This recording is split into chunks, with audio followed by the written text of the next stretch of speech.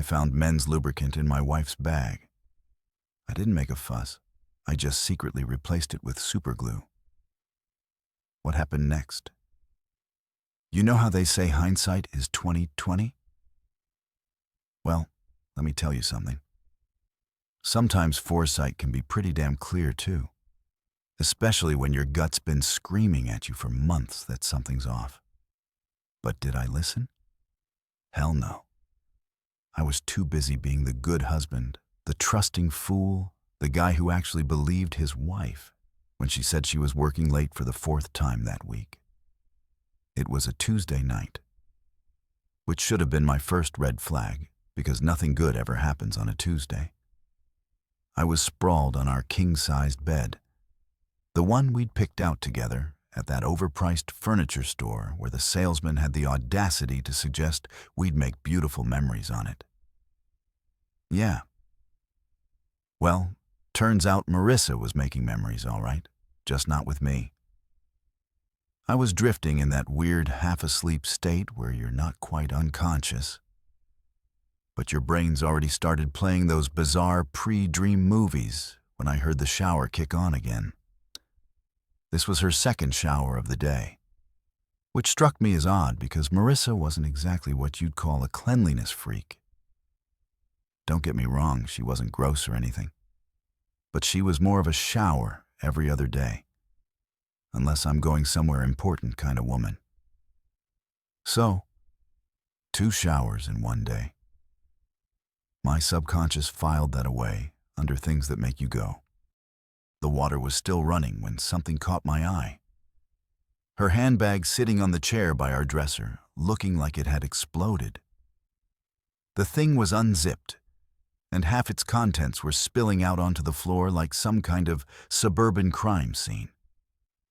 Lip gloss, receipts, hair ties, and what looked like half-they's travel size section scattered across our hardwood floor. Now, I'm not usually the type to go rifling through my wife's purse. That's like the cardinal sin of marriage, right up there with leaving the toilet seat up and forgetting anniversaries. But the mess was bothering me, and I figured I'd be the considerate husband and clean it up before she came out and started stress cleaning at midnight, like she sometimes did when work got crazy. So there I was, playing Good Samaritan, picking up tampons and breath mints, and wondering why women need 17 different lip products that all look exactly the same when my hand brushed against something that definitely didn't belong in the normal wife stuff category. It was small, cool to the touch, and had that sleek metal feeling that screamed expensive and purposeful. I pulled it out and held it up to the lamplight. A silver tube, maybe 4 in long, with this minimalist design that looked like something Apple would make if they got into the personal lubricant business. The whole thing was covered in Japanese characters, bold and black against the silver metal. It looked expensive, the kind of thing you don't just pick up at the local CVS between buying milk and cough drops. My first thought was medical. Maybe she had some kind of issue she was embarrassed to talk about. Women's health stuff can be complicated, and God knows Marissa wasn't great at discussing anything that made her uncomfortable. But then again, if it was medical, why was it Japanese? And why hadn't she mentioned it? Curiosity officially killed the cat. I grabbed my phone and opened up the camera to scan the text. Google Translate is a beautiful thing when you're sitting in your bedroom at 11:30 at night, questioning everything you thought you knew about your marriage. The translation hit my screen, and I swear I felt my blood temperature drop about 10 degrees. Premium men's personal lubricant, long-lasting formula. Men's lubricant, not women's, not couples, men's. And it wasn't new. The tube was maybe half empty with that slightly worn look that comes from regular use. I turned it over in my hands, my brain trying to process what I was looking at, while my gut was already 3 steps ahead. Screaming warnings I didn't want to hear. My wife had never bought anything like this for us. Hell, we barely used regular lubricant. And when we did, it was the basic stuff from the drugstore that came in those clinical-looking bottles. This thing looked like it cost more than our weekly grocery budget. And it sure as hell wasn't something she'd picked up for our bedroom activities. I sat there staring at this tube like it might suddenly sprout legs and explain itself. Maybe there was a logical explanation.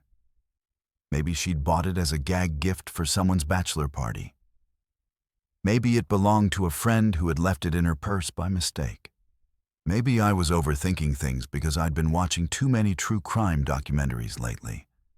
But then my eyes drifted over to her tablet, sitting innocently on the desk where she'd left it after working on some presentation slides earlier.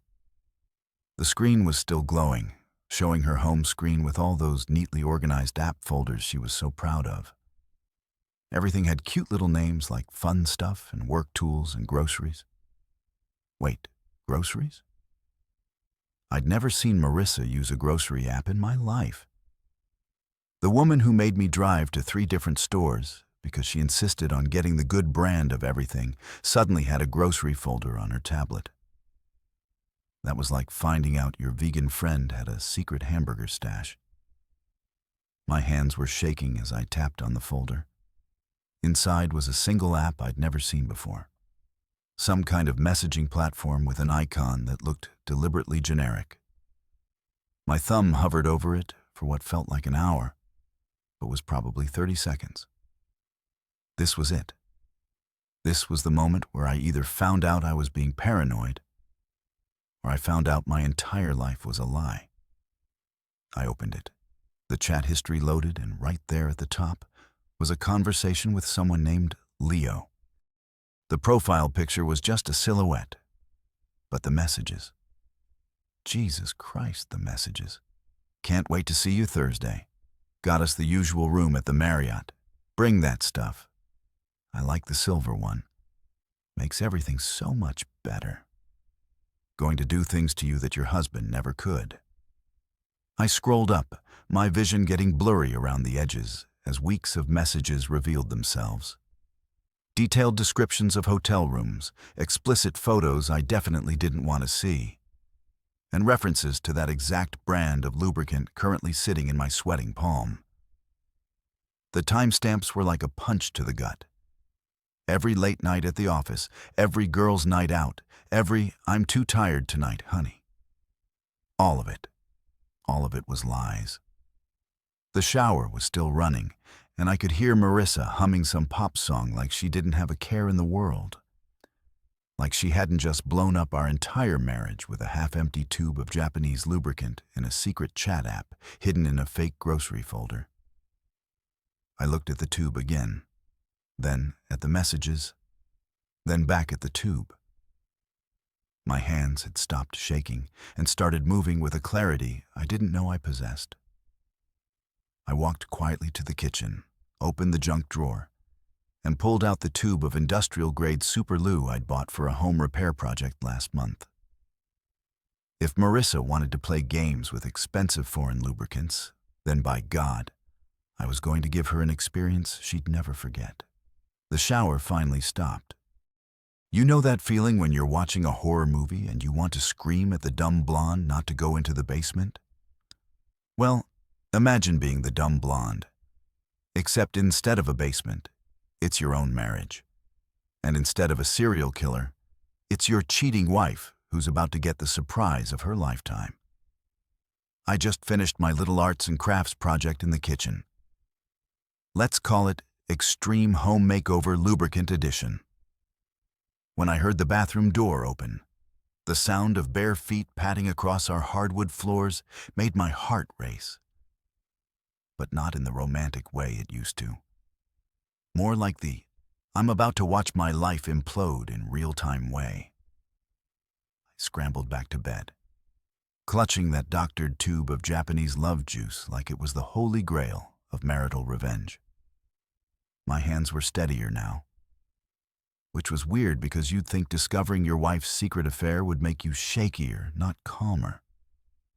But there's something about having a plan, even a completely insane plan, that brings a certain zen-like focus to a man's soul. Marissa emerged from the bathroom like she was auditioning for a shampoo commercial, all wrapped up in that fluffy white towel I'd bought her for Christmas 2 years ago. The same towel that used to make my pulse quicken when it accidentally dropped during her post-shower routine. Now it just looked like a costume she was wearing to play the role of faithful wife. Hey, babe," she said, and I swear her voice had that fake sweet quality that women use when they're trying to cover up something. You know the tone? The same one they use when they've accidentally spent $300 at Target, but only went in for laundry detergent. You look tired. Tired, lady? I just found out my entire marriage is a sham, and you think I look tired? I wanted to laugh, but instead, I just nodded and made some non-committal grunt that could have meant anything from, "Yeah, long day too. I know you're screwing some guy named Leo." She padded over to the kitchen, our kitchen in our house that we bought together when we still believed in things like forever, until death do us part. I could hear her moving around, opening cabinets, running the faucet. The domestic sounds of a woman who was probably planning her next rendezvous while pretending to be a caring wife. A few minutes later, she came back with a tall glass of milk, holding it out to me like it was some kind of peace offering. "Here, drink this," she said, settling onto the edge of the bed. "It'll help you sleep better. You've got that early morning meeting tomorrow, right?" And there it was, the early morning meeting, the one I'd mentioned casually over dinner, the one she'd filed away in her cheating little brain as the perfect opportunity for another late-night adventure. Because nothing says devoted spouse like drugging your husband so you can sneak out for some extracurricular activities. I took the glass, studying her face in the dim light. She looked so sincere, so concerned about my sleep schedule. If I didn't know better, I'd think she actually gave a damn about my well-being. But I did know better now, didn't I? "Thanks, honey," I said, taking a small sip. It tasted normal. But then again, I wasn't exactly an expert on what sleeping pills tasted like in milk. Could have been Ambient, could have been Benadryl, could have been nothing at all. But the fact that she was suddenly so concerned about my sleep when she'd never given two craps about my insomnia before, yeah, that was suspicious as hell. I made a show of drinking about half the glass, then set it on my nightstand with a grateful smile. "You're the best, baby. I love you." The words felt like ash in my mouth, but her face lit up with what looked like genuine affection. That was the part that really got to me. Not just that she was cheating, but that she could look at me with those loving eyes while planning to slip out and get busy with some photographer named Leo.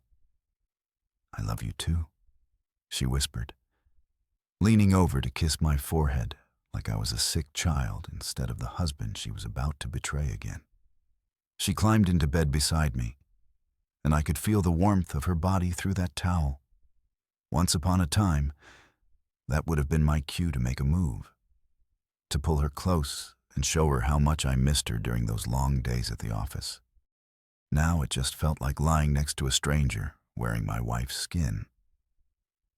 "Get some rest," she murmured, already turning away from me.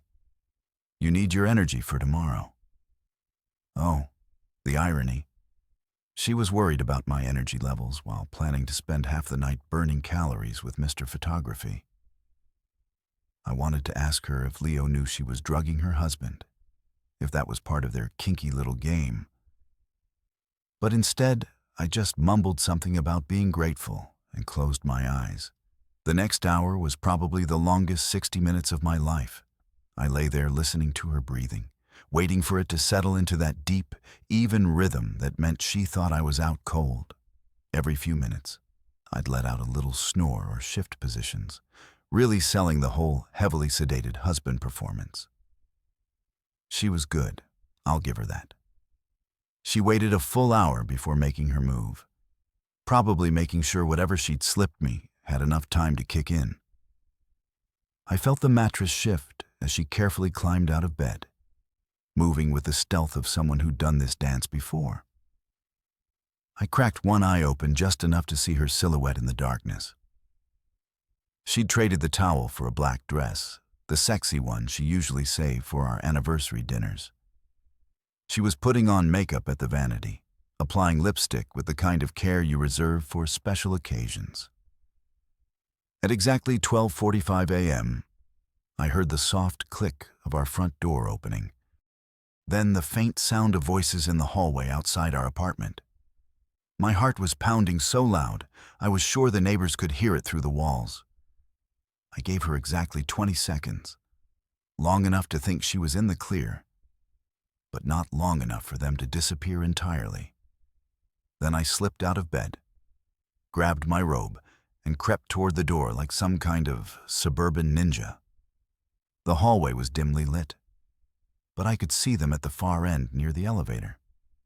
Marissa was pressed against the wall, and some tall guy had his hands on either side of her face, kissing her like she was the last woman on earth. Even from a distance, I could see he was everything I wasn't. Tall, muscular, probably 10 years younger than me. So this was Leo. This was the man my wife thought was worth throwing away 15 years of marriage for. They broke apart, and I heard her whisper something that made him laugh. Then they were walking toward the stairs, probably heading up to his place or maybe down to a car. Either way, they were moving with the confidence of people who thought they'd pulled off the perfect crime. I waited until I heard the stairwell door close, then made my decision. The same clarity that had guided me in the kitchen was back, telling me exactly what I needed to do. I was going to follow them. After all, a man deserves to see exactly what he's losing, right? Let me tell you something about following your cheating wife through your own apartment building at 1 in the morning. It's like being the star of the world's most depressing reality show. Keeping up with the adulterers, coming to a streaming service near you, featuring yours truly as the clueless husband who's about to get a front row seat to his own personal howl. I crept down the hallway like some kind of discount private investigator, my bare feet silent on the carpet that we'd all chipped in to replace last year during the building's community improvement phase. Funny how community improvement doesn't cover preventing your neighbors from screwing your wife. But I guess that's not really a maintenance issue, is it? The stairwell door was still swinging slightly when I reached it, which meant they hadn't gone far. I pressed my ear against the cold metal, listening for footsteps, voices, anything that would tell me which direction they'd gone. That's when I heard it.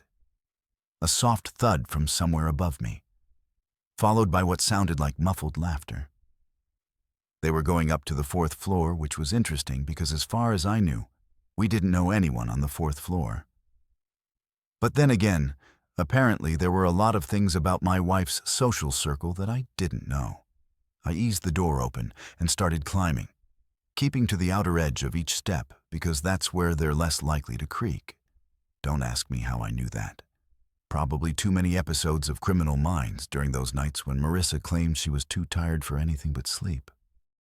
The 4th floor hallway was identical to ours, except everything was flipped like a mirror image. Same beige walls, same industrial carpet, same fluorescent lighting that made everyone look like they were dying of consumption. I could hear voices coming from apartment 4C, which was directly above our spare bedroom. How's that for cosmic irony? The guy my wife was cheating with lived right above us, probably listening to us argue about whose turn it was to take out the trash while planning his next romantic rendezvous with my supposedly devoted spouse. I pressed myself against the wall next to 4C, feeling like a character in some low-budget thriller where the budget was so tight they couldn't afford actual sets. The door was cheap hollow-core construction, the kind that lets you hear everything from a normal conversation to a sneeze to apparently the sound of your marriage dissolving in real time. "I can't believe you live right above him," Marissa was saying. and I could hear the excitement in her voice. The same tone she used to use when we'd sneak away for weekend trips, back when she still pretended to find me exciting. Makes it more fun, doesn't it? This was Leo's voice. Deep, confident, with just a hint of an accent I couldn't place. Probably European. Women always go crazy for European guys. Like having a different passport automatically makes you better in bed. God, yes. Sometimes I can hear him watching TV down there, and I just think about you up here waiting for me. I wanted to vomit or punch something or both. Instead, I just stood there like a masochist, listening to my wife discuss how much she enjoyed the geographic convenience of cheating on me. Did you bring what I asked for? Leo's voice again, closer to the door now. Of course. I could practically hear her smiling. I brought what you like. The good stuff. The good stuff. My specially modified tube of Japanese lubricant, now featuring the kind of industrial adhesive that could probably hold a space shuttle together. I had to bite my lip to keep from laughing out loud. There was some rustling, probably Marissa digging through her purse, followed by what sounded like someone opening a tube. My heart was pounding so hard, I was sure they could hear it through the wall. Perfect. Leo said, "You know how much I love it when you come prepared." Oh, buddy, I thought. You have no idea how prepared she is tonight. I heard footsteps moving away from the door, deeper into the apartment. The voices became muffled, but I could still make out the general tone. Playful, flirtatious, building toward what they thought was going to be another successful night of adultery. I pressed my ear harder against the door, straining to hear what was coming next. Part of me wanted to kick the door down and confront them right then and there to see the look on their faces when they realized their little secret was out. But the other part of me, the part that had carefully replaced the contents of that tube, wanted to wait and see how this played out. The apartment went quiet for a few minutes, which probably meant they were getting down to business. I imagined Leo lying back on whatever cheap furniture he had in there, probably feeling pretty damn pleased with himself for landing a married woman who lived one floor down and brought her own supplies. Then I heard Marissa's voice. "Just relax. This is going to be amazing." Famous last words. Sweetheart. For about 30 seconds, there was nothing but the kind of sounds you'd expect from two people who thought they were about to have the time of their lives. Some movement, some heavy breathing, the general audio backdrop of two adults about to discover that karma has a really twisted sense of humor. Then everything changed. "What the?" Leo's voice, sharp and confused. "Wait, something's wrong," Marissa said. And I could hear the first note of panic creeping in. "What did you do?" Leo again, his voice rising. "What the hell did you put on me? I don't understand." Marissa sounded genuinely confused, which would have been funny if it wasn't so pathetic. "It's the same stuff as always. The silver tube, the Japanese brand you like." "Well, something's wrong with it. I can't. We can't. Oh God, we're stuck." And there it was. The moment I've been waiting for. The sweet sound of two cheaters realizing that their night of passion had turned into a medical emergency. I pressed my face against the door, grinning like a psychopath, listening to their panic escalate. "Don't pull," Marissa hissed. "You're making it worse." "How can I not pull? We're literally glued together." "That's impossible. It's lubricant, not glue." Oh, my sweet, stupid wife. If only you knew how wrong you were. The next few minutes were like listening to the world's most satisfying comedy show. They tried everything. Water from the kitchen sink, soap from the bathroom, even what sounded like cooking oil. Nothing worked. The industrial-grade Super Lube was doing exactly what it was designed to do. Create a permanent bond between two surfaces. In this case, Those surfaces happened to be my cheating wife and her boyfriend. "We need to call someone," Leo said, his voice tight with pain and embarrassment. "Call who? What are we supposed to say?" "I don't know. A doctor? An ambulance?" "Oh God, this is humiliating. You ain't seen nothing yet, honey." After about 40 minutes of increasingly desperate attempts to separate themselves, they finally admitted defeat. I heard Leo make the call. "Yes, we need an ambulance. It's hard to explain. We're kind of stuck together." I decided that was my cue to leave. After all, I didn't want to be standing in the hallway when the paramedics showed up. That would be awkward for everyone involved. But as I headed back toward the stairs, I couldn't help but smile. Phase 1 was complete. One was, sometimes the universe has a sense of humor that's so twisted, so perfectly calibrated to deliver maximum irony that you almost have to believe in some kind of cosmic justice. Because there I was, padding back down to my apartment in my bathrobe, listening to the muffled sounds of panic from 4C, feeling like I'd just witnessed the greatest act of divine intervention since Moses parted the Red Sea. I slipped back into my apartment and positioned myself in the hallway right by our front door, where I had the perfect vantage point to watch the show.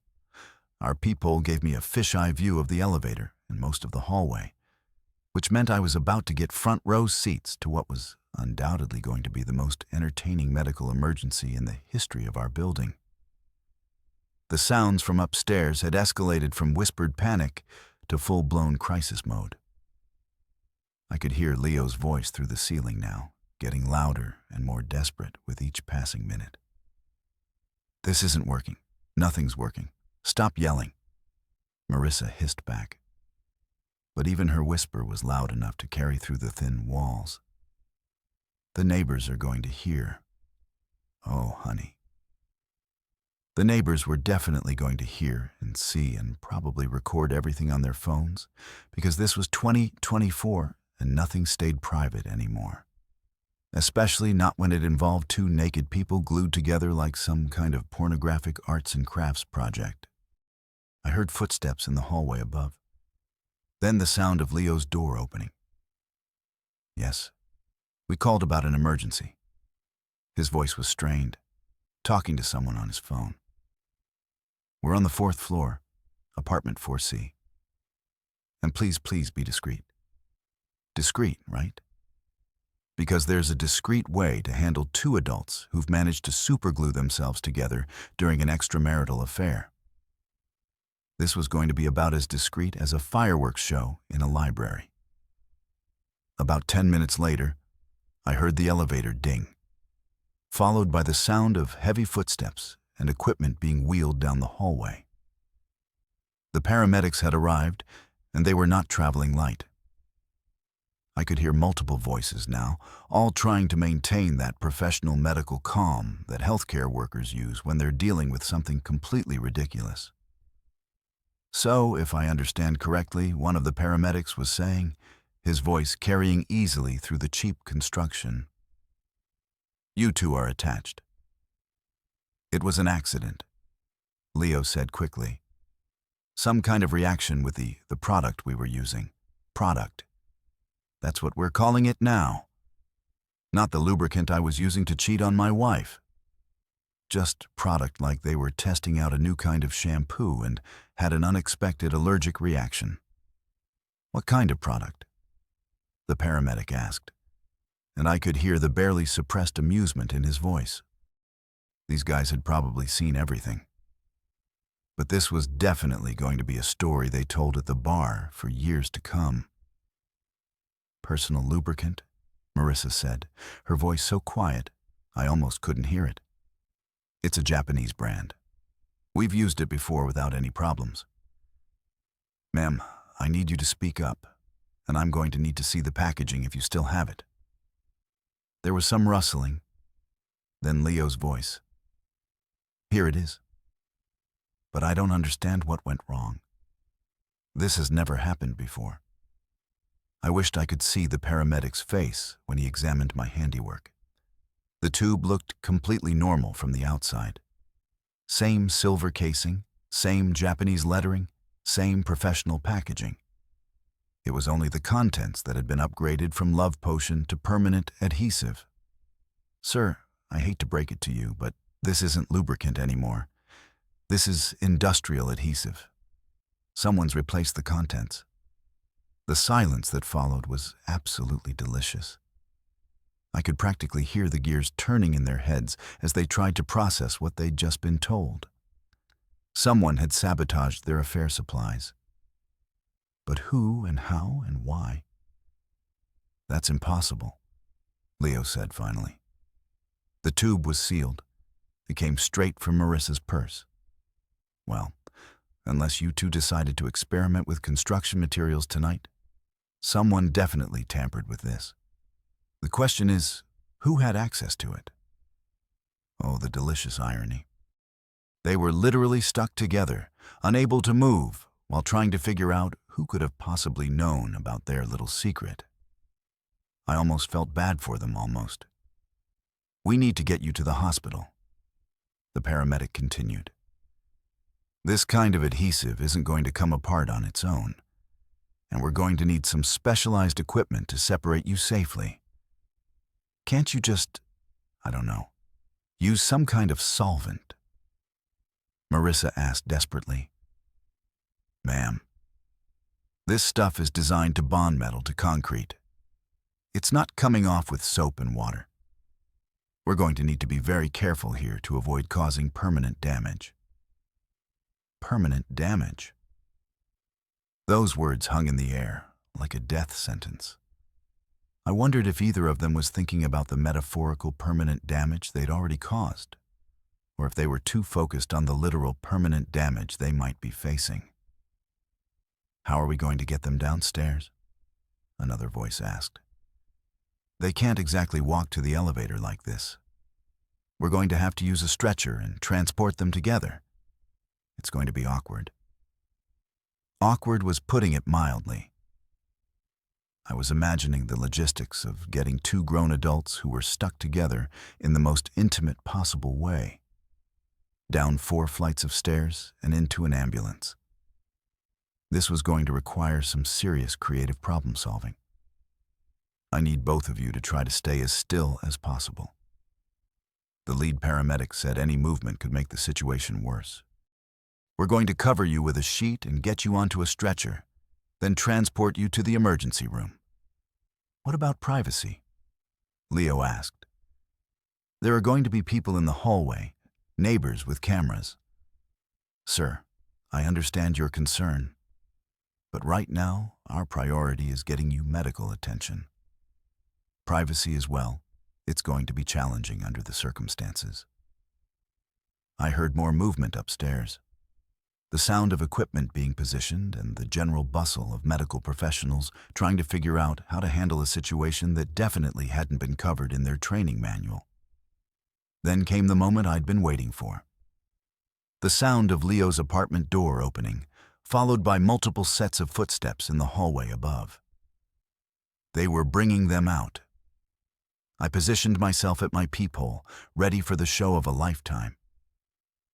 This was better than pay-per-view, better than any reality TV show, better than Christmas morning. This was justice served cold and with a side of public humiliation. The elevator dinged, and I heard the mechanical whir of the stretcher being wheeled out. Through my peephole, I could see the paramedics maneuvering something large and sheet-covered toward the elevator. The sheet wasn't quite big enough to cover everything, and I caught a glimpse of 2 sets of legs at very odd angles. Behind them came a small crowd of neighbors who'd been drawn out by the commotion. Mrs. Patterson from 3B had her phone out. Naturally, the college kids from 2A were trying to look nonchalant while obviously recording everything. Even cranky Mr. Henderson from the first floor had emerged from his cave to see what all the fuss was about. The elevator doors closed, and the building fell silent except for the excited chatter of neighbors discussing what they just witnessed. I waited another few minutes, then cracked my door open and stepped into the hallway. "Crazy night, huh?" Mrs. Patterson said, still clutching her phone. Did you see what happened? I shook my head, putting on my best confused neighbor expression. I heard the sirens, but I was asleep. What's going on? Two people got stuck together somehow, she said, her eyes bright with gossip. Had to take them both to the hospital on the same stretcher. Stuck together? How? Well, she leaned in conspiratorially. From what I heard, they were, intimate, and something went wrong with some kind of product they were using. I made appropriate shocked noises and headed back inside, where I poured myself a very large, very well-deserved glass of scotch. Phase 2 was complete. You know what they say about the walk of shame? Well, apparently when you've been surgically separated from your affair partner after being super glued together, like some kind of perverted science experiment, it's less of a walk and more of a shuffle. A very careful, very painful shuffle that makes you look like you've been hit by a truck driven by Karma herself. I was sitting at our kitchen table the next morning, sipping my coffee and reading the news on my tablet like any normal husband whose wife hadn't spent the night glued to another man's anatomy. When I heard the key in the lock, it was around 10:30 a.m., which meant they'd been at the hospital for roughly 9 hours.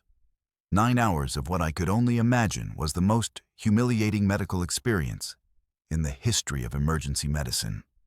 The door opened slowly, like whoever was on the other side was afraid of what they might find.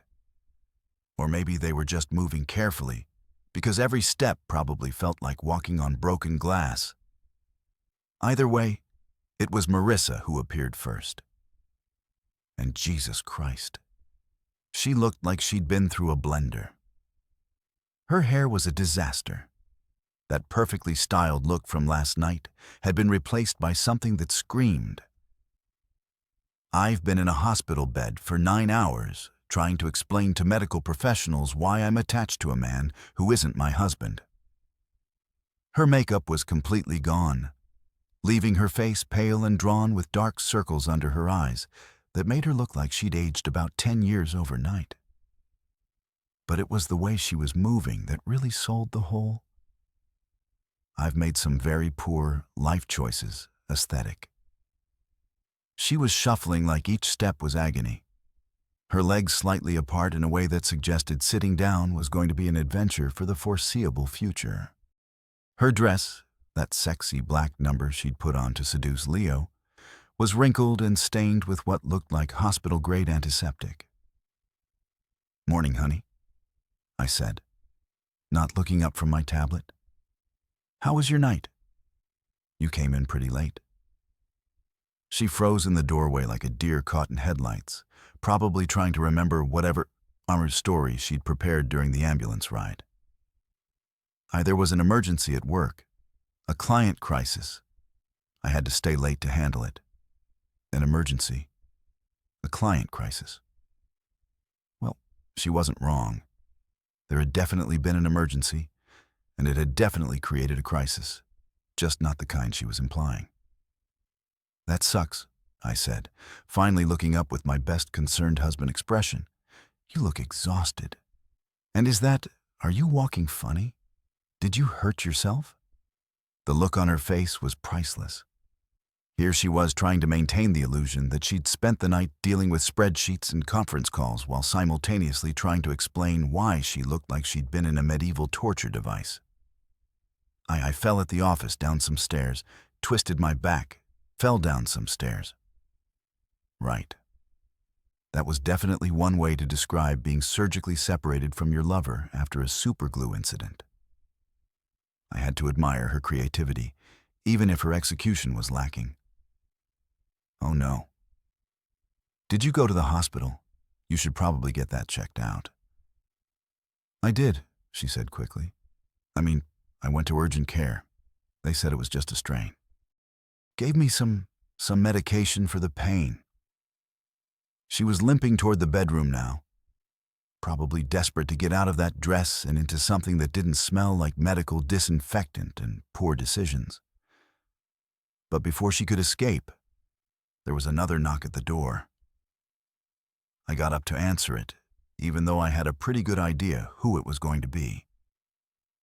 Sure enough, there was Leo, looking like he'd gone 12 rounds with a heavyweight boxer who specialized in hitting people in the crotch. He was tall, I'll give him that. Probably 6'2", with the kind of lean muscle that comes from regular gym sessions and a metabolism that hasn't been destroyed by 15 years of marriage and stress eating. His hair was dark and messy in that carefully casual way that takes about an hour to achieve. And under normal circumstances, he probably would have been what most women would call handsome. These were not normal circumstances. His jeans were unbuttoned at the top, hanging loose around his waist, like he couldn't bear to have anything touching his skin down there. He was moving with the same careful shuffle as Marissa. And his face had that grayish pore that comes from spending all night in fluorescent lighting while medical professionals discuss your genitals in clinical terms. "Hi," he said, his voice. "Is Marissa here? We need to talk about what happened last night." What happened last night? Like it was some kind of natural disaster that had befallen them rather than the predictable result of adultery meeting industrial adhesive. "Sure, come on in," I said, stepping aside with a friendly smile. Marissa just got back from work. She had some kind of emergency that kept her out all night. Leo's eyes widened slightly, and I saw him glance toward the bedroom where Marissa had disappeared. He was probably wondering if she'd already spun some elaborate cover story, and if so, what version he was supposed to stick to. "Right," he said slowly. "The work emergency." "You know how it is," I continued, closing the door behind him. "Crisis management, damage control, trying to fix things that have gone completely wrong. Sometimes these situations require very delicate handling." I was laying it on thick, but I couldn't help myself. The guy was standing in my living room, probably still feeling the effects of whatever industrial solvent they'd used to separate him from my wife. And he had no idea that I knew exactly what kind of emergency had kept them both busy all night. Marissa emerged from the bedroom wearing sweatpants and an oversized t-shirt. The kind of outfit that screamed, "I am not okay and I don't want anything touching my body right now." When she saw Leo standing in our living room, her face went through about 17 different expressions in the span of 2 seconds. "Leo," she said, her voice carefully controlled. "What are you doing here? We need to discuss the situation from last night." They were both speaking in code, trying to have a conversation about their medical emergency without actually saying anything that might tip me off. It was like watching two people try to discuss a bank robbery using only words you'd find in a children's book. "Maybe you should sit down," I suggested helpfully. "You both look like you're in pain." The look they exchanged was pure panic. Sitting down was obviously not on the agenda for either of them, which meant the hospital visit had been even more traumatic than I'd imagined. "Actually, I think I need to lie down," Marissa said quickly. "The pain medication is making me dizzy, and I should probably get going," Leo added. "I just wanted to make sure you were." "Okay, of course she's okay," I said, putting my arm around Marissa's shoulders. She winced when I touched her, but tried to play it off as fatigue. "My wife is tough. She can handle anything life throws at her." Leo nodded awkwardly and headed for the door, moving like a cowboy who'd spent too many hours in the saddle. I'll call you later. About the project." "Sure," Marissa said weakly. "The project." After he left, Marissa collapsed onto the couch with a groan that she tried to disguise as a yawn. "I think I'm coming down with something," she said. "Maybe you should sleep in the guest room tonight. I don't want you to catch whatever I have." Oh, I was pretty sure what she had wasn't contagious. Unless stupidity and adultery were communicable diseases, which, come to think of it, might explain a lot about human behavior. "Of course, honey," I said, bringing her a glass of water. "You just rest. I'll take care of everything," and I would. Starting with planning phase 3. They say revenge is a dish best served cold, but I've always been more of a serve it blazing hot with a side of public humiliation kind of guy. Besides, when your cheating wife is already walking like she's been kicked by a mule, why not add a little spice to her recovery process? I spent the rest of that afternoon playing the role of devoted husband, with a kind of Oscar-worthy performance that would have made Mail Street weep with envy. I brought Marissa pillows, adjusted the thermostat, asked if she needed anything every 20 minutes, and generally behaved like a man whose biggest concern was his wife's mysterious work-related injury. She was milking it for all it was worth. Of course, every movement was accompanied by a WS. Every position change required a dramatic intake of breath. And she developed this pathetic little whimper that she deployed whenever she thought I wasn't looking directly at her. It was like watching a one-woman production of The Suffering Wife, performed by someone who'd never actually experienced real suffering, but had watched a lot of soap operas. "I think I need to eat something," she said around 4 p.m., speaking from her position on the couch where she'd been arranged like some kind of wounded princess. "But my stomach is really sensitive right now. Maybe something light." Oh, her stomach was sensitive. How interesting. I wondered if that had anything to do with the stress of spending 9 hours in a hospital explaining to medical professionals why she was anatomically connected to a man who wasn't her husband, or if it was just a side effect of whatever painkillers they'd given her. "Of course, baby," I said, already heading toward the kitchen. "I'll make something special. You just rest." Something special indeed. I'd been planning this meal since she'd shuffled through our front door, looking like a walking advertisement for the consequences of adultery.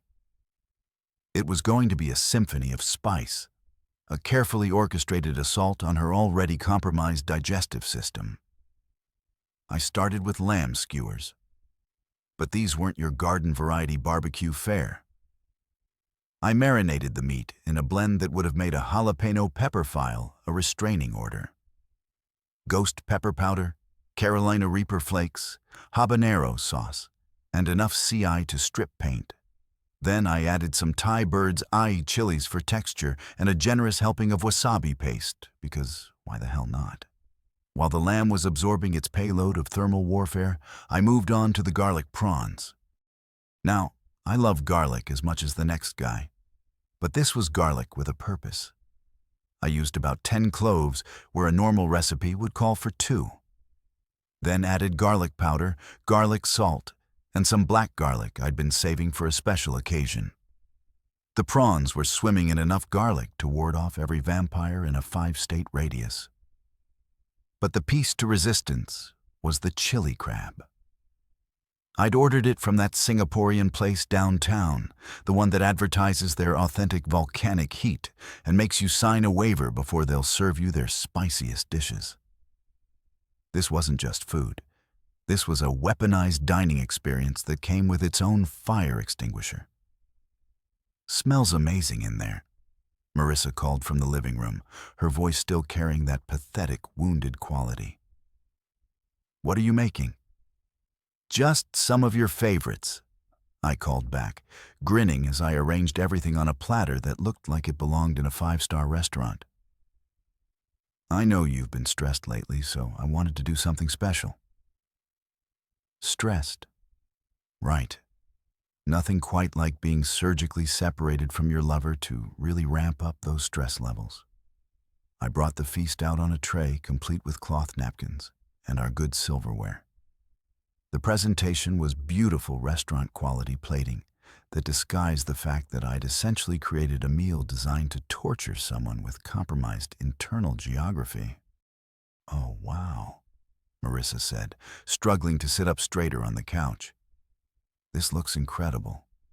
You really didn't have to go to all this trouble? No trouble at all," I assured her, settling the tray on the coffee table within easy reach.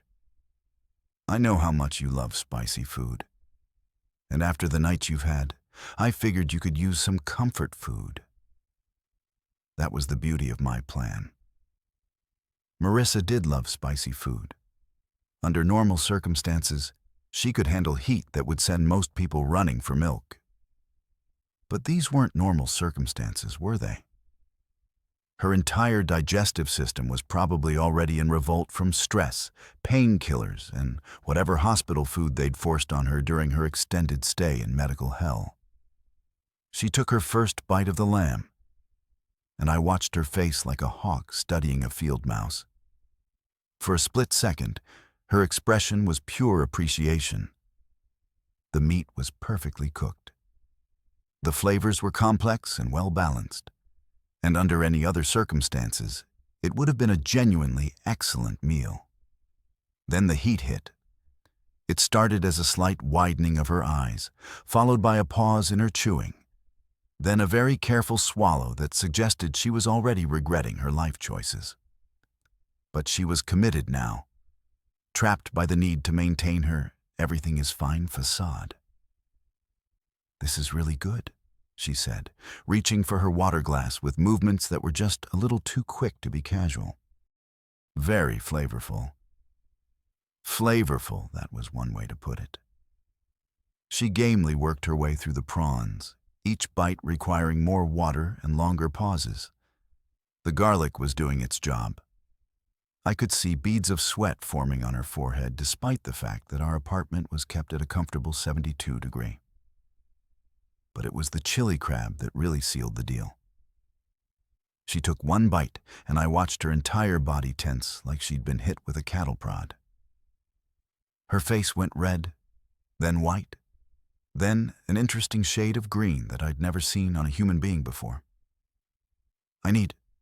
She started, then stopped. Probably because speaking required breathing, and breathing was currently not her friend. "More water?" I asked helpfully, already refilling her glass. "The crab is pretty intense. I probably should have warned you." She nodded desperately, downing the entire glass in 3 gulps. But the damage was done. I could practically see the heat working its way through her system, adding insult to injury in places that were already tender from her medical adventure. "Maybe I should lie down," she said weakly. "I think the medication is interacting with the food." "Of course," I said, all concern and sympathy. "You should probably get some rest. I'll clean up here." She struggled to her feet, moving even more carefully than before, and shuffled toward the bedroom like a woman walking through a minefield. Every step looked like agony, and I had to bite the inside of my cheek to keep from smiling. As she disappeared down the hallway, I heard my phone buzz with a text message. It was from my buddy Rick, who worked at the hospital. "Dude, you're not going to believe the case that came into the ER last night. 2 people glued together during sex had to bring in a specialist to separate them. Funniest Mar I've ever seen." I typed back, "No way, that's crazy. Are they okay? Physically, they'll be fine eventually. But the guy developed an infection at the separation site. Had to admit him for 4 antibiotics. The woman went home, but she's going to be uncomfortable for a while. An infection. Leo's situation had gotten worse, which meant Phase 3 was going to be even more effective than I'd planned. I finished cleaning up the kitchen, then prepared my next surprise. Hidden in our medicine cabinet behind the aspirin and Band-Aids was a tube of recovery ointment that Marissa would probably need for the next few days. It was a perfectly innocent-looking product designed to soothe irritated skin and promote healing. It was also about to be replaced with something that would turn her recovery process into a whole new level of hell. I unscrewed the cap and emptied the contents into the sink, then refilled the tube with capsaicin cream, the stuff they use to treat arthritis pain, the same active ingredient that makes pepper spray so effective. It looked identical to the original ointment. Same color, same consistency. But when Marissa applied it to her Tinder areas tomorrow morning, she was going to discover that some mistakes have consequences that just keep on giving. I put the tube back exactly where I'd found it and headed to bed. Phase 3 was locked and loaded. You know that moment in horror movies when the victim finally realizes they're not dealing with a random accident, but with someone who's been planning their demise all along? Well, I got to witness that exact moment in real time. And let me tell you, it was more satisfying than a perfectly aged scotch on a cold winter night. It started around 6 a.m. with a scream that could have woken the dead. Not just any scream. This was the kind of primal, gut-wrenching shriek that comes from someone who's just discovered that their day is about to go from bad to please kill me now. It came from our bathroom, followed immediately by what sounded like someone trying to put out a fire with their bare hands. I was already awake, of course, had been for about an hour, lying in our guest bed, listening for the exact moment when Marissa would apply what she thought was soothing recovery ointment to her already traumatized anatomy.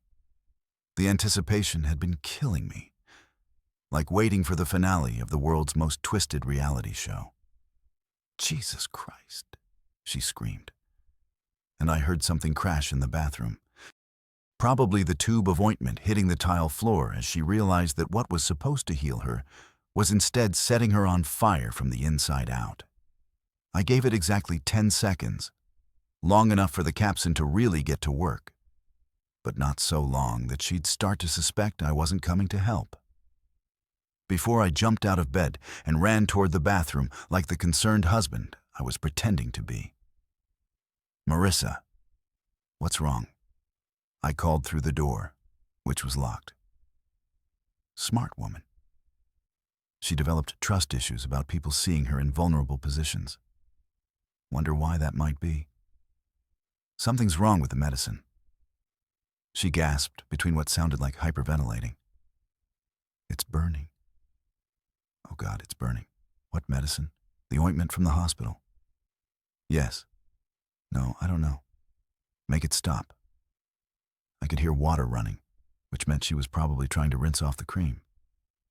Unfortunately for her, capsaicin is oil-based, which means water just spreads it around. It's like trying to put out a grease fire with a garden hose. You're just making the problem worse. "Honey, open the door. Let me help you." The lock clicked, and the door swung open to reveal a scene that would have been hilarious if it wasn't so perfectly orchestrated. Marissa was bent over the sink, splashing water on herself with the desperation of someone trying to escape hell. Her face was red and streaked with tears. Her hair was soaked, and she was making these little whimpering sounds that would have tugged at my heartstrings if I still had any where she was concerned. "I can't make it stop," she sobbed. "The burning won't stop. Something's wrong with that tube." I looked at the fallen tube on the floor, my handiwork scattered across the bathroom tiles. "That's weird," I said, picking it up and examining it like I'd never seen it before. "This is the same brand you always use, isn't it?" "I don't know. Maybe they changed the formula. Maybe it's expired. I don't care what it is. Just make it stop." The beauty of capsaicin is that it doesn't just burn. It creates this deep, penetrating heat that feels like it's coming from inside your bones. And once it gets on sensitive tissue, especially tissue that's already been traumatized by, say, emergency medical separation procedures, it turns into the kind of pain that makes you question every decision you've ever made. "We need to get you to the hospital," I said, wrapping a towel around her shaking shoulders. "This isn't normal. You might be having some kind of allergic reaction." "I can't go back there," she whispered. Not again. Not after last night. Ah, there it was. The admission that last night had been something more than a work emergency. She was so focused on the burning sensation between her legs that she'd let her guard down and revealed that she had reasons to avoid the hospital beyond simple embarrassment. Honey, this is serious. You're in real pain, and I'm worried about infection or complications from your fall yesterday. Her fall, right? We were still maintaining that fiction, even though she was currently experiencing what felt like napalm being applied to her most intimate areas. I can't, she said again. But I could see the resolve cracking. The pain was winning the battle against her pride, which was exactly what I'd been counting on. Look at me, I said, taking her face in my hands with all the tenderness of a devoted husband. I love you.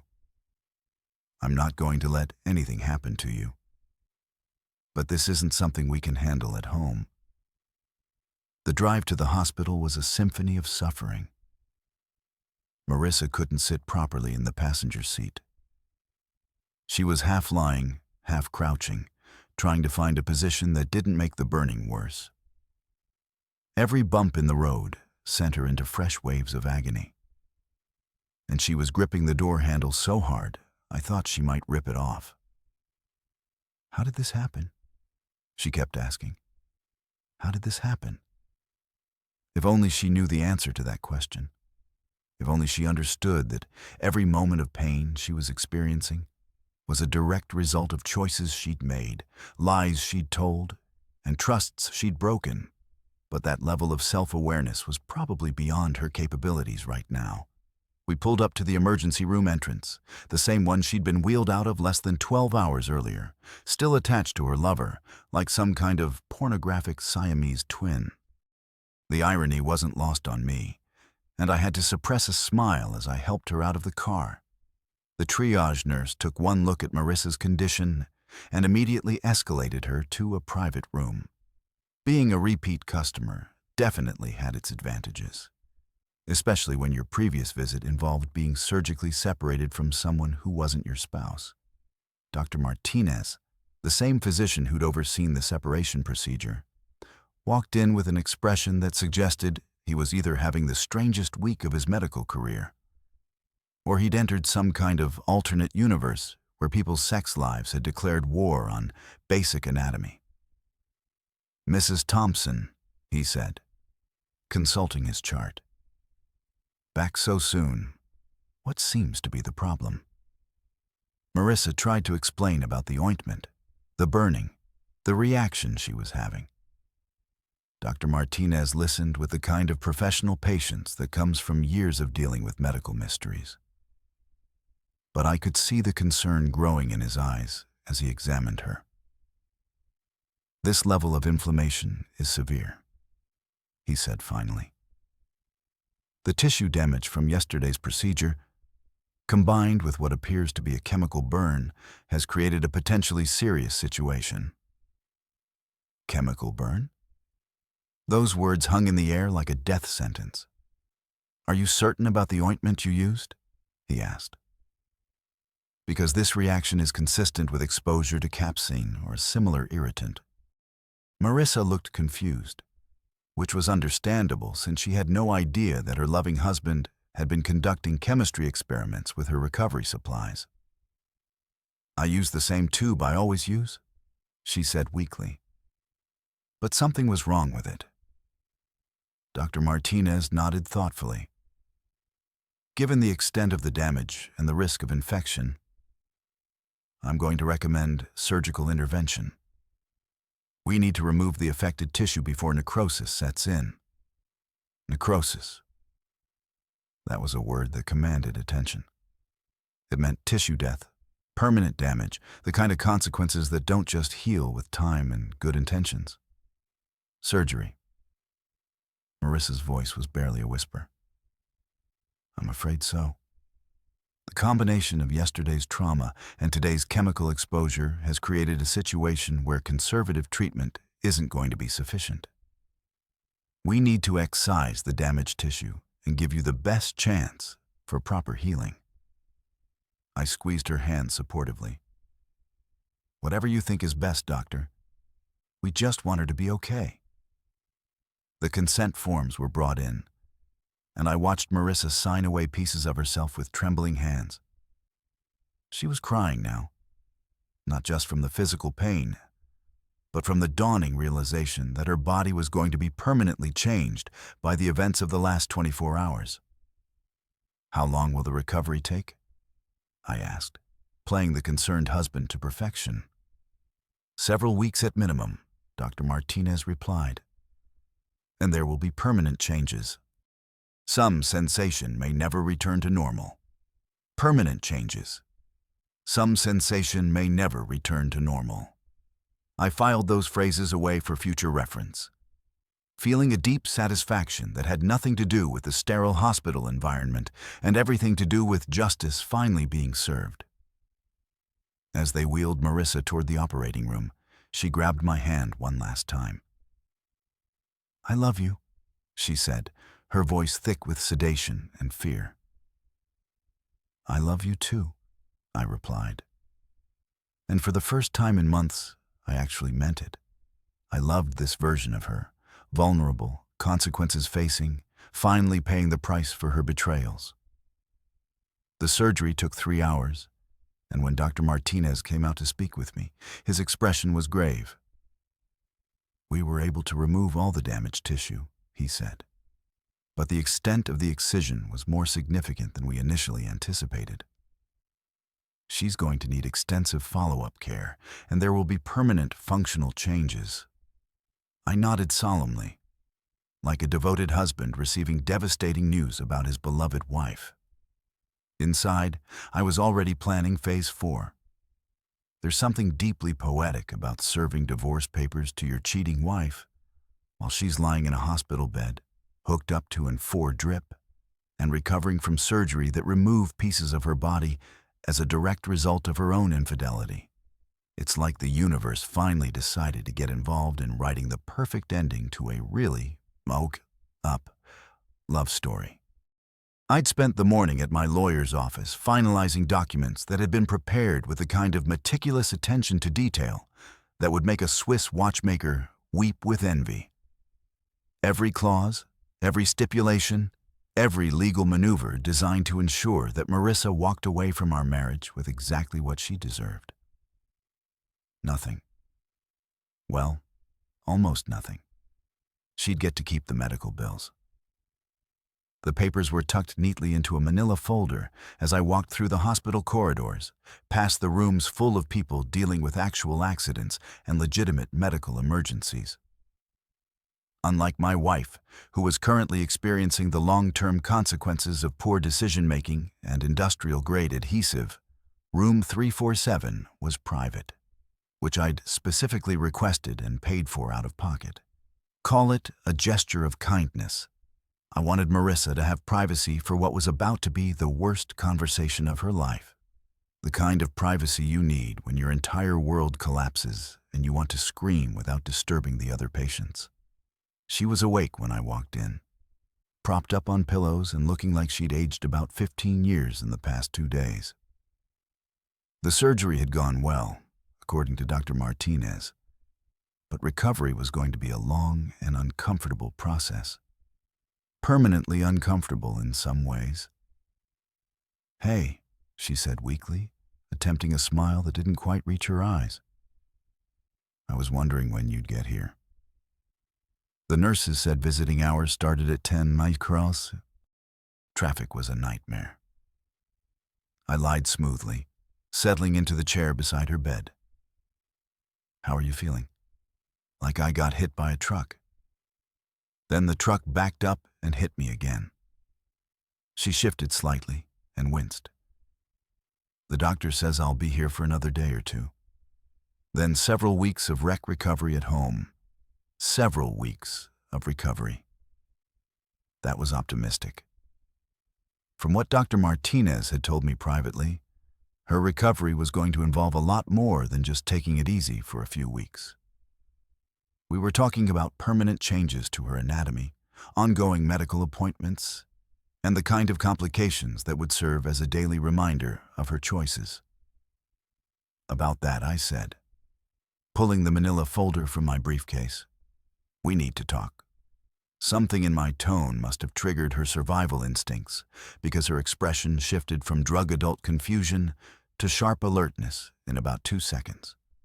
She was suddenly very awake, very focused, and very aware that this conversation wasn't going to be about get-well-soon flowers and chicken soup. "What's that?" she asked, eyeing the folder like it might contain a bomb. "Divorce papers," I said, placing them on the rolling table beside her bed with the casual air of someone delivering a pizza. "I need you to sign them." The silence that followed was so complete, I could hear the Ford drip, counting down the seconds. 1 drop, 2 drops, 3 drops, each one marking another moment in which Marissa's brain tried to process what I just said. "What?" she finally whispered. And I have to say, her timing was perfect. The word came out just as a particularly strong dose of whatever painkiller they had her on hit her system, giving her voice this ethereal, disbelieving quality. "Divorce papers," I repeated, opening the folder and spreading the documents across the table like I was dealing cards. "Pretty straightforward stuff. You keep nothing. I get the house, the cars, the savings, the investments. Our son stays with me full time."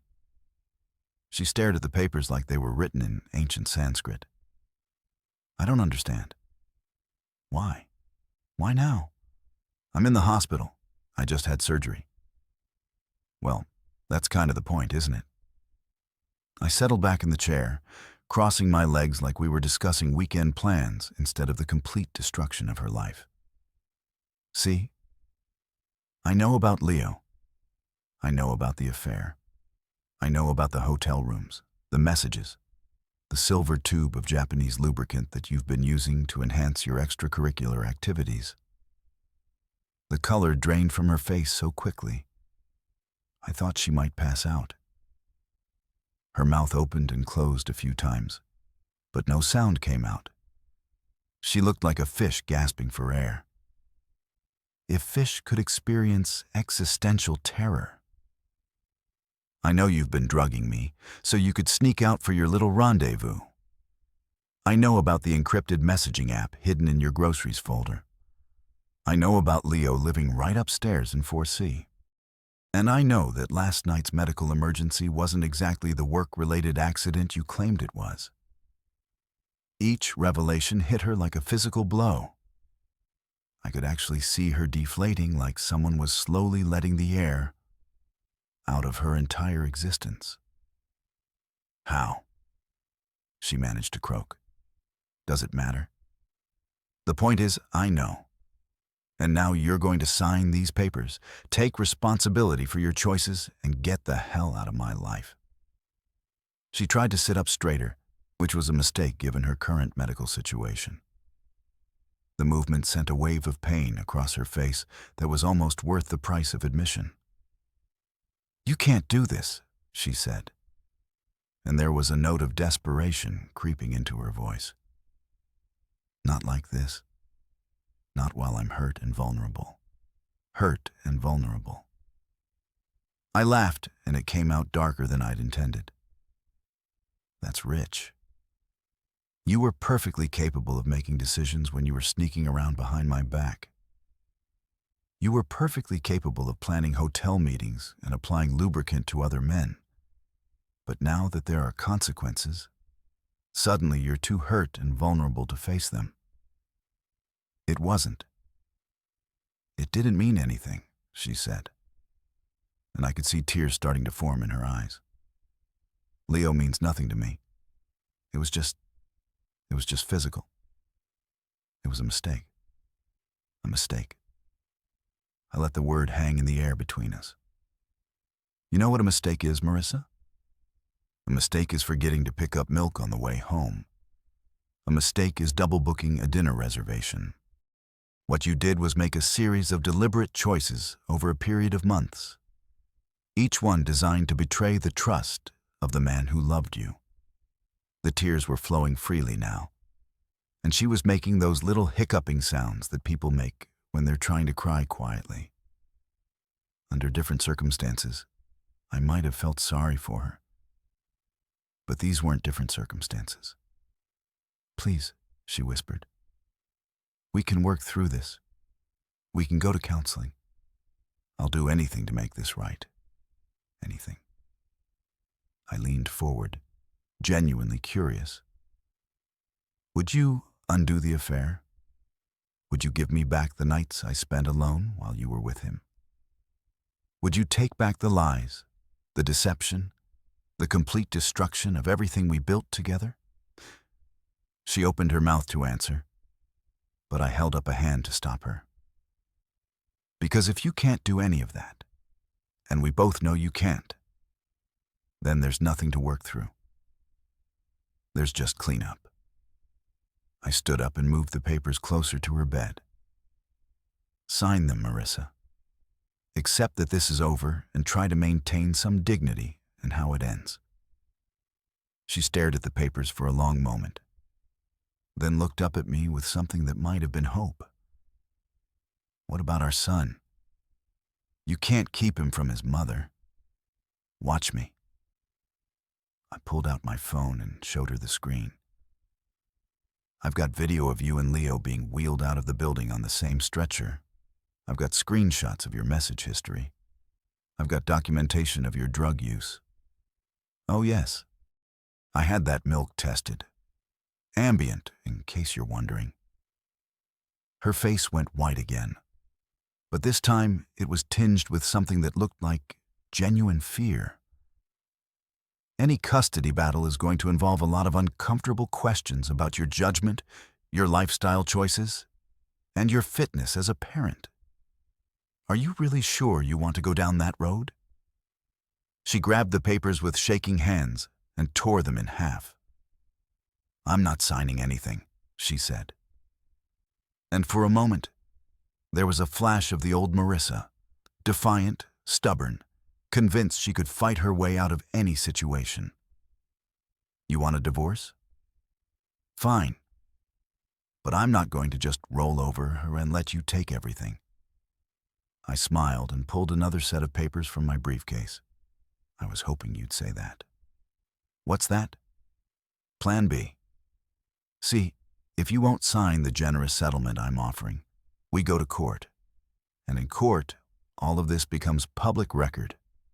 The affair, the circumstances of your medical emergency, the drug use, everything. Is that really what you want?" She stared at the second set of papers, and I could see the exact moment when she realized she was completely...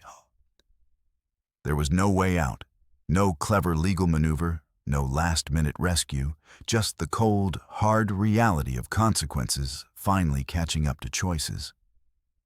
But instead of accepting defeat gracefully, she did something I didn't expect. She started to laugh. Not happy laughter, the kind of broken, hysterical laughter that people make when their sanity finally gives up and goes home. It started as a giggle, then built into full-blown cackles that echoed off the hospital room walls. "You think you've won," she said between gasps. "You think you're so smart, so clever. But you have no idea what you've done. Enlighten me. Leo isn't going anywhere. Even if we get divorced, even if you take everything, he'll still be there. And there are others too. Do you really think he was the first? Do you really think this was some kind of isolated incident?" The words hit me like a slap across the face, but I kept my expression neutral. "Others? Oh, honey," she said, and her voice was pure poison now. "You have no idea how long this has been going on.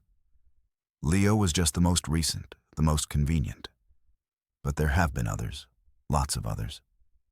And there it was, the final revelation that turned my carefully planned revenge from a surgical strike into something much more comprehensive. I looked at my broken, hospitalized, soon-to-be ex-wife, and realized that Phase 4 was going to be much more extensive than I had originally planned. There's something deeply poetic about serving divorce papers to your cheating wife while she's lying in a hospital bed, hooked up to and for drip, and recovering from surgery that removed pieces of her body, as a direct result of her own infidelity. It's like the universe finally decided to get involved in writing the perfect ending to a really up love story. I'd spent the morning at my lawyer's office finalizing documents that had been prepared with the kind of meticulous attention to detail that would make a Swiss watchmaker weep with envy.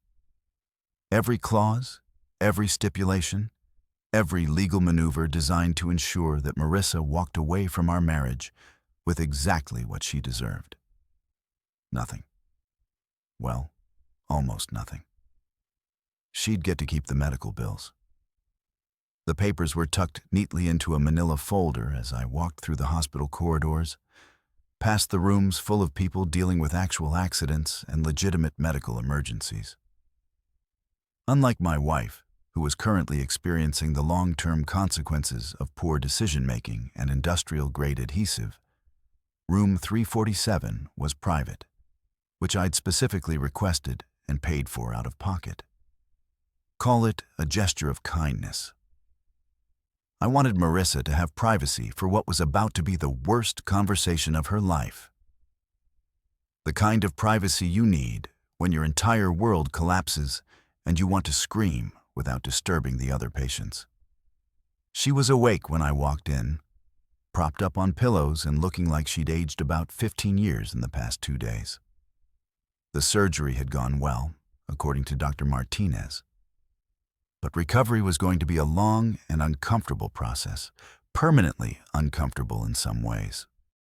"Hey," she said weakly, attempting a smile that didn't quite reach her eyes. "I was wondering when you'd get here." The nurses said visiting hours started at 10 a.m. Traffic was a nightmare. I lied smoothly, settling into the chair beside her bed. "How are you feeling?" "Like I got hit by a truck. Then the truck backed up and hit me again." She shifted slightly and winced. "The doctor says I'll be here for another day or two. Then several weeks of recovery at home. Several weeks of recovery." That was optimistic from what Dr. Martinez had told me privately. Her recovery was going to involve a lot more than just taking it easy for a few weeks. We were talking about permanent changes to her anatomy, ongoing medical appointments, and the kind of complications that would serve as a daily reminder of her choices. "About that," I said, pulling the manila folder from my briefcase. "We need to talk."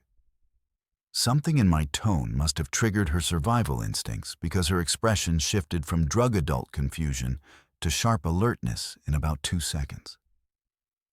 She was suddenly very awake, very focused, and very aware that this conversation wasn't going to be about get-well-soon flowers and chicken soup.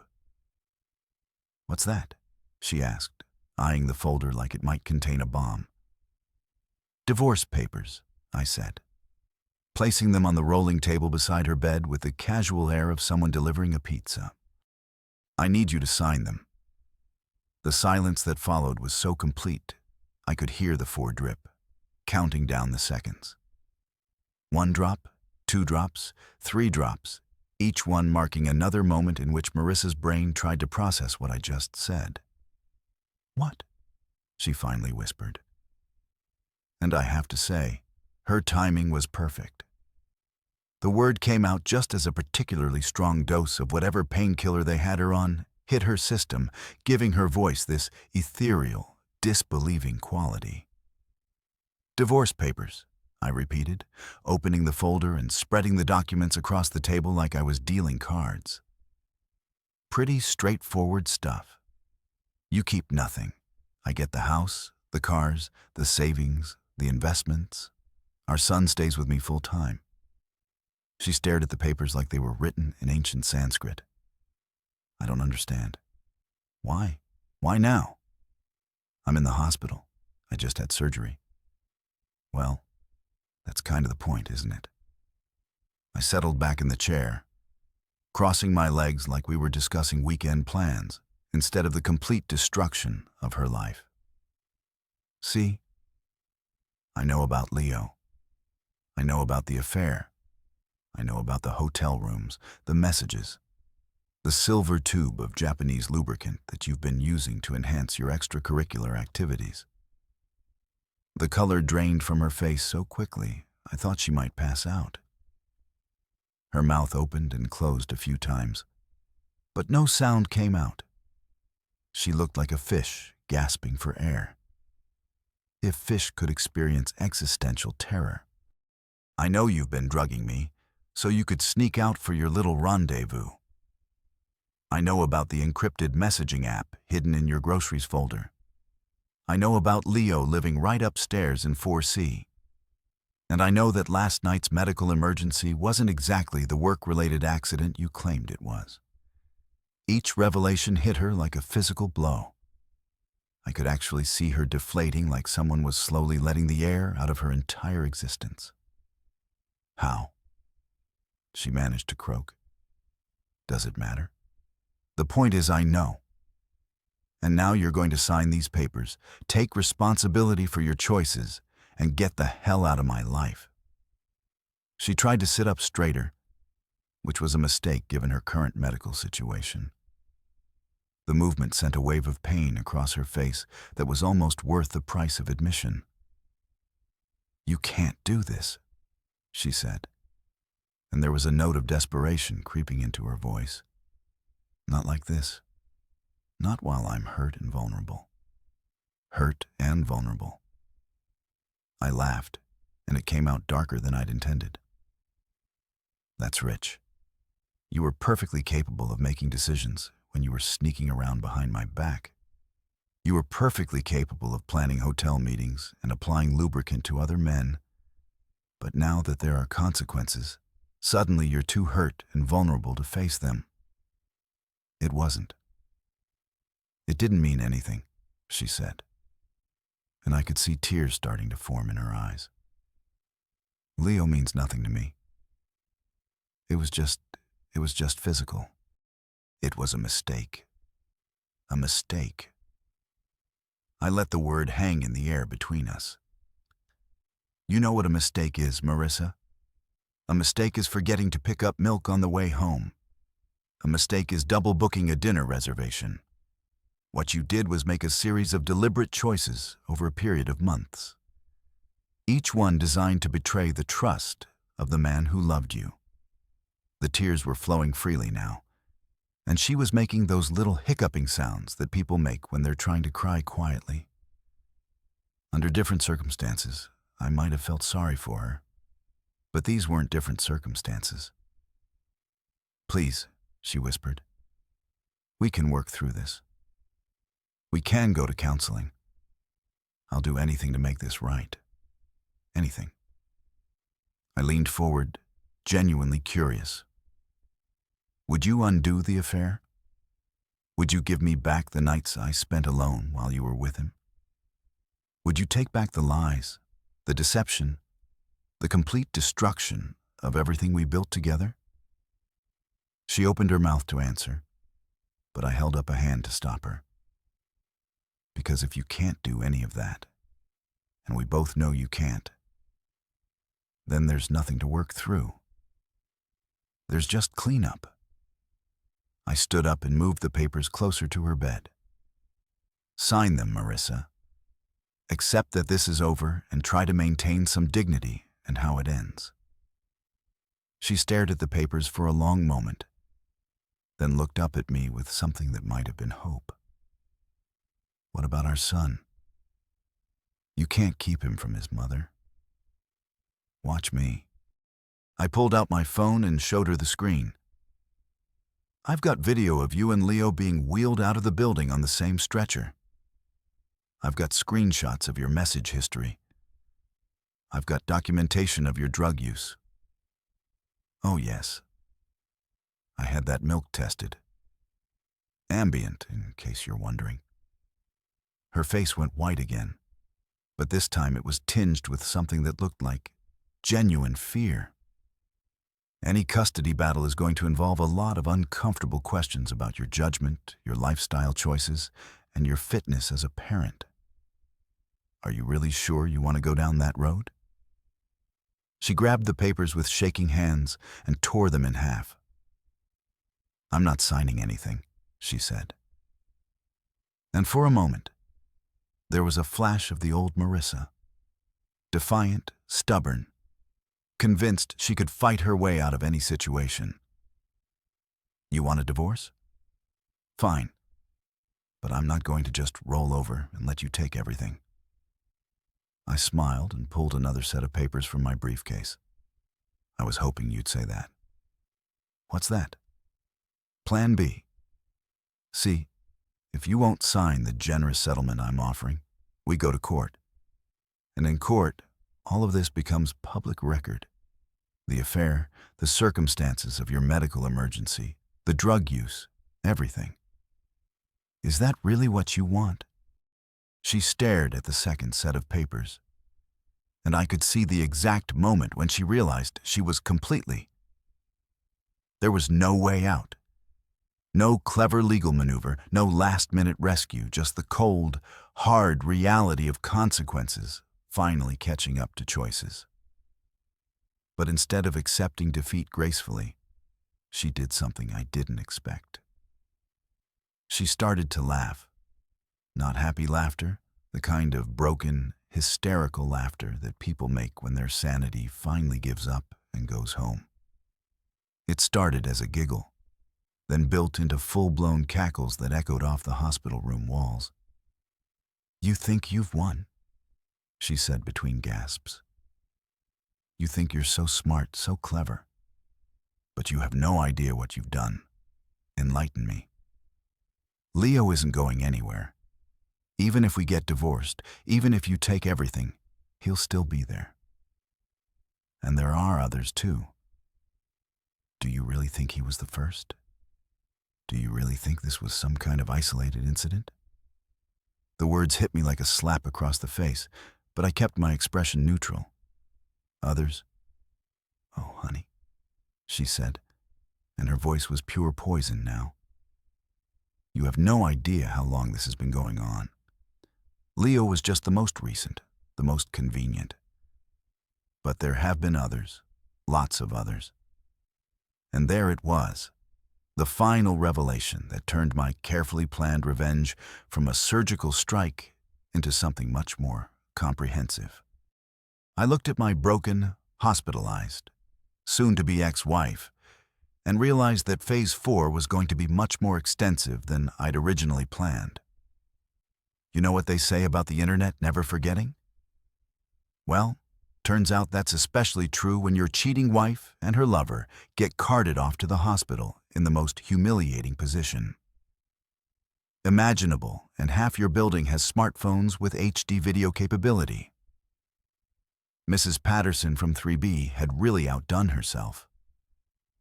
The woman who usually spent her time recording her cats doing mundane, uninco, had somehow managed to capture the entire ambulance scene in glorious 4K detail. The video was a masterpiece of accidental cinematography.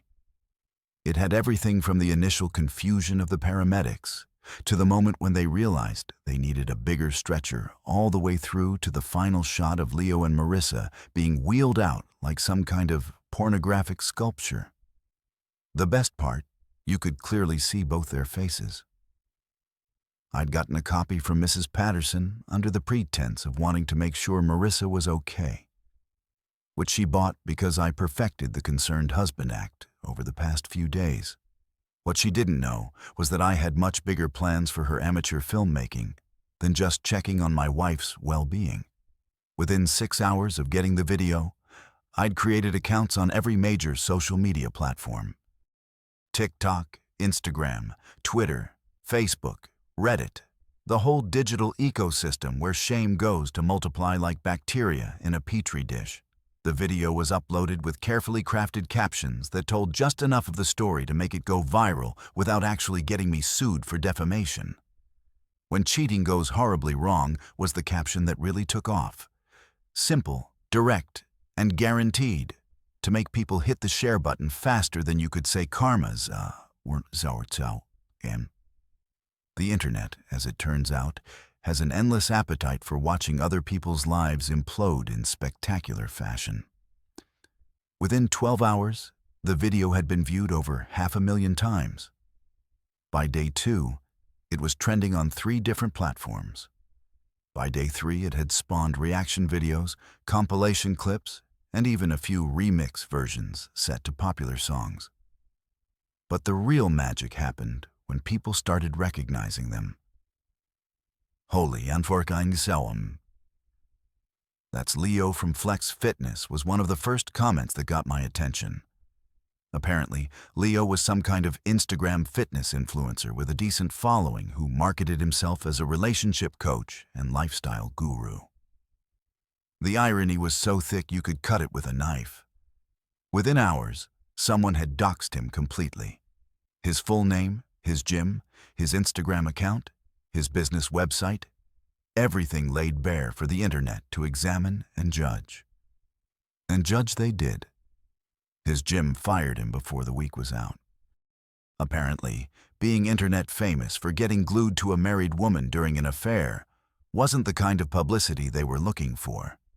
His Instagram account got flooded with comments ranging from helpful suggestions about better lubricant choices to detailed descriptions of what people thought should happen to cheaters. But Leo's public execution was nothing compared to what happened to Marissa. Someone recognized her from the parent-teacher conferences at our son's school. Another person knew her from her book club. A third identified her from the local yoga studio where she'd been a regular for years. Once her identity was out there, it spread like wildfire through our social circles. Her phone started ringing constantly. Reporters, bloggers, random internet strangers who'd somehow gotten her number. She'd made the mistake of keeping all her social media accounts public, which meant everyone could see her carefully curated life of perfect wife and mother posts going back years. The contrast between her online persona and the reality of what everyone had just witnessed was comedy gold for the internet trolls. They started posting side-by-side comparisons. Marissa's Instagram post about date night with my amazing husband next to a screenshot from the ambulance video. Her Facebook post about loyalty and trust in marriage paired with a still frame of her being wheeled away, attached to another man. Her friends started distancing themselves one by one. The book club mysteriously had scheduling conflicts every time she tried to join their meetings. The yoga studio suddenly couldn't find her membership in their system. Even the grocery store cashiers started giving her looks that could freeze hell. But the real masterpiece came when I discovered something that made Leo's affair look like amateur hour. Hidden in her tablet's browsing history, I found evidence of something that made my blood run cold and my revenge plans expand exponentially. She hadn't been lying about there being others. Lots of others. There was an entire network, a private group that operated through encrypted apps and exclusive websites catering to married people looking for discreet encounters. It wasn't just casual cheating. This was organized systematic adultery with membership fees, background checks, and regular events. Marissa had been a premium member for over 3 years. 3 years. The evidence was all there. Hotel receipts, membership confirmations, even reviews she'd written about other members. She'd been living a completely double life, and I'd been too stupid and trusting to see it. But now I saw everything. And more importantly, I had documentation of everything. I printed out every piece of evidence, organized it into a comprehensive file, and walked straight to the police station. Not because adultery was illegal. It's not, unfortunately, but because the network itself was involved in some activities that definitely crossed legal lines. Tax evasion, for starters. The membership fees weren't being reported as income by the organizers. Then there was the prostitution angle. Some members were paying others for services, which made it a commercial operation. And the real kicker, several members were using company credit cards and expense accounts to fund their activities, which meant embezzlement and fraud. Detective Morrison listened to my story with the expression of someone who'd thought he'd seen everything. but was rapidly discovering he was wrong. When I finished laying out the evidence, he just sat there for a moment, shaking his head. "This is going to bring down a lot of people," he said finally. "Good," I replied. "It should." Within a week, the investigation had expanded to include the FBI. Apparently, the network operated across state lines, which made it federal jurisdiction. Assets were frozen, arrests were made, and suddenly Marissa wasn't just dealing with public humiliation. She was looking at potential criminal charges. The local news picked up the story, and our little suburban scandal became a cautionary tale about modern marriage and digital infidelity. Marissa's picture was on the evening news, identified as a key figure in a multi-state adultery ring. She stopped leaving the house entirely, stopped answering her phone, stopped responding to emails or texts. She'd become a prisoner in our own home, afraid to face a world that now knew exactly who she really was. And Leo, he disappeared entirely, skipped town, closed his social media accounts, vanished like he never existed. Smart move, actually. The internet has a long memory, but it gets distracted easily if you remove yourself from the equation. But Marissa couldn't disappear. She had too many connections, too many responsibilities, too much evidence tying her to everything. She was trapped, and she knew it. Phase 4 was exceeding all expectations. 3 weeks later, Leo made the mistake of coming back. I was sitting in my living room enjoying my morning coffee and the kind of peaceful silence that comes from having a house to yourself when I heard the familiar sound of raised voices from the front yard. Through the window, I could see Leo standing on our porch, gesticulating wildly at Marissa, who was blocking the doorway like she was protecting Fort Knox instead of our suburban hole. The guy looked like he'd been living rough, unshaven, clothes wrinkled. That desperate edge that comes from having your entire life implode on social media. Apparently, disappearing hadn't worked out as well as he'd hoped. The internet may have a short attention span, but debt collectors and angry gym owners have much longer memories. "You owe me 20 grand, he was shouting loud enough for the neighbors to hear. "Medical bills, lost income, legal fees. This is all your fault." Marissa's voice was sharp and bitter when she replied, "My fault.